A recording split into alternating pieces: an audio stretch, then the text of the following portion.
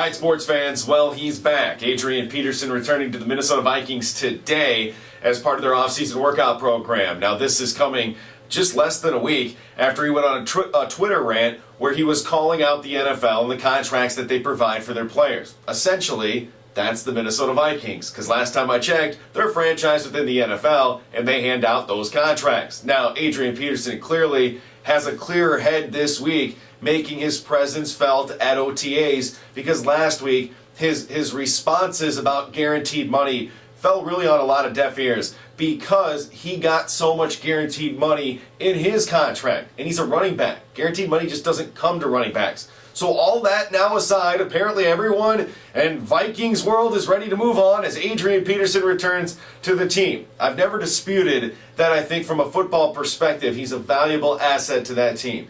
And I think a valuable asset in the progression of Teddy Bridgewater in his second year as he tries to avoid what we've seen a lot in the past of a sophomore slump. Adrian Peterson can aid in that.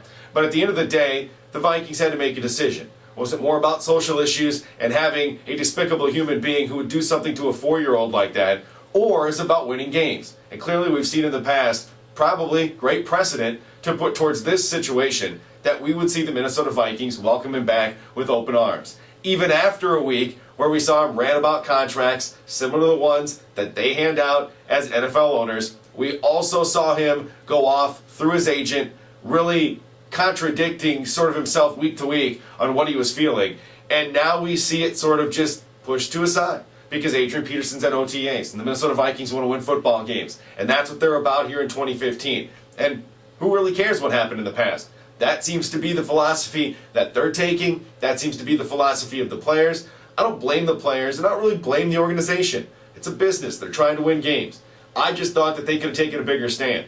But clearly that stand was not taken, and AP is now back playing football in the NFL. A weird day. I call it somewhat a sad day because I don't think we've progressed enough to where we can tell superstar players in sports to go away for the better good. But at the end of the day, for Vikings fans, they might win some more games this year.